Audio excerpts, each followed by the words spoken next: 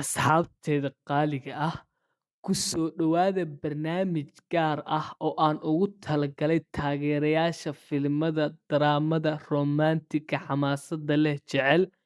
Maantay ma falanqayn doono filim caadi ah, waxaan dhex geli doonaa qiso dunida oo dhan ruxday. Waa taxanaha 365 ama 365 maalmood. Hal saac oo soo socota waxaan ku qaadaa dhigi doonaa xanuunka, jacaylka, khiyaanada iyo go'aanada nolosha beddelay ee Laura iyo Massimo. Haddii aad diyaar u tahay safarkaas, fadlan fariiso, biyo iyo cunto fudud qaado. Waxaan bilaabaynaa sheekada taxanaha 365 Days.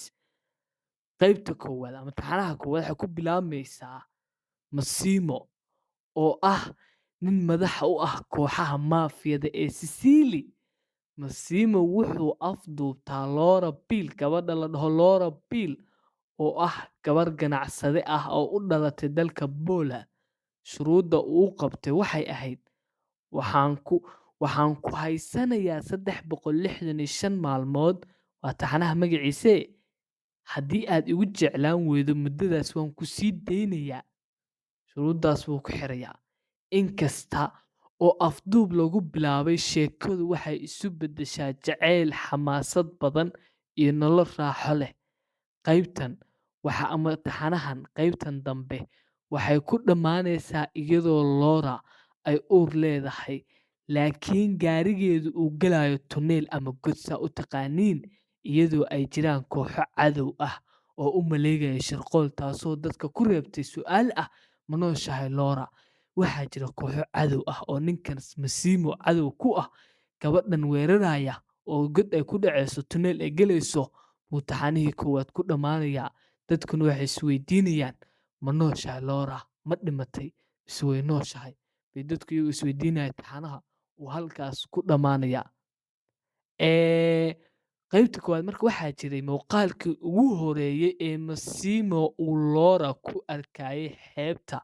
Ma ahayn kaliya muuqaal filim, wuxuu ahaa bilowga mashaqo weyn.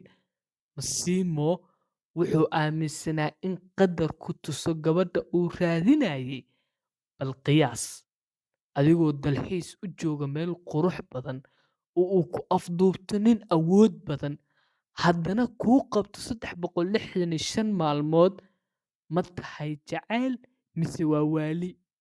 Halkan kaga hadal daawade, adigu ma aqbali lahayd shuruudda Massimo uu gabadha Laura la dhaho uu ku xiray? Shuruuddaasoo ah: waxaan ku haysanayaa 365 maalmood, haddii aad igu jeclaan weydo muddadaas, waan ku sii daynayaa. Shuruuddaa ah, adigu ma aqbali lahayd daawade? Laura waxay isku dayday inay dhibsato, laakiin raaxada, hantida iyo soo jiidashada Massimo waxay noqdeen dab ku dhacay qalbigeeda. Halkan waxaan ku arkaynaa isbeddelka nafsiyaadka ee bini'aadamka marka uu ku jiro xaalad awood ka sarreysa lagu hayo. Baa halkan ka arkaynaa. Taxanaha qaybtii koowaad halkaas ayuu noogu dhammaaday. Waxaan bilaabaynaa taxanaha qaybtiisii labaad. Qaybta labaad waxay nagu soo celinayaan nolosha Massimo iyo Laura oo isguursaday. Laakiin nolosha cusub ma ahan mid deggan. Laura waxay dareemaysaa in Massimo uu aad u xakameynayo. Halkan waxaa sheekada soo gelaya nin cusub oo la yiraahdo Nacho, kaasoo ah beeraley, laakiin dhab ahaantii wiil uu dhalay madaxda maafiyo oo cadow ku ah Massimo baa dhalay Nacho. Laura oo u malaysa in Massimo uu khiyaameeyay, waxay la baxsataa Nacho.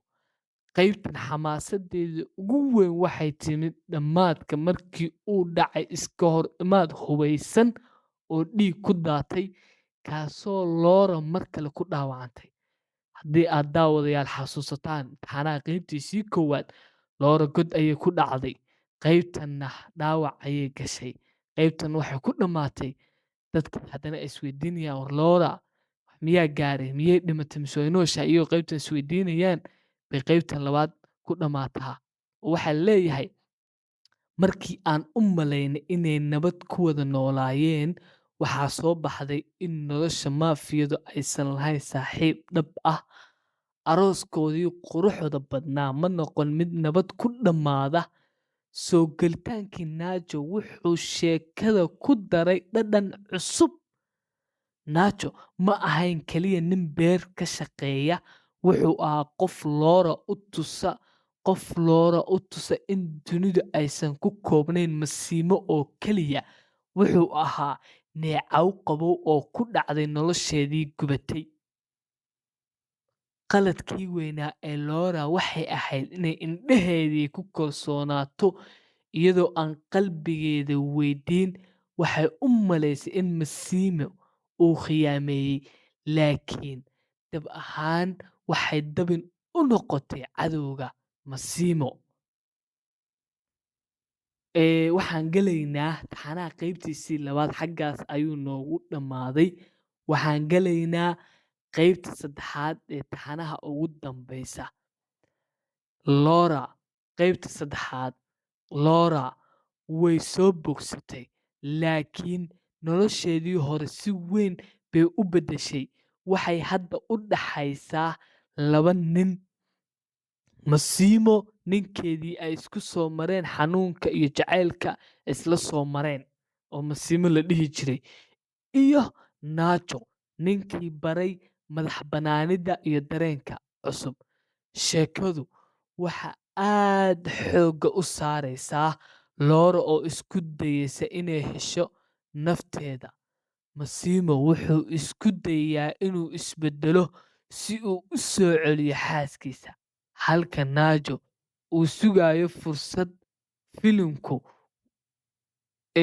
ninka Massimo wuu isbeddelayaa inuu isbeddelo uu diyaar u yahay si uu u soo ceshto xaaskiisii Laura Nachona waxa uu sugayaa fursad filimku waxa uu dhammaanayaa su'aal furan dadku isweydiinaya su'aal furan Massimo iyo Laura waxay taagan yihiin xeebta wuxuuna weydiinayaa ma soo laabatay laakiin jawaabta looma sheegin qaybta saddexaad waa midda ugu dareenka badan halka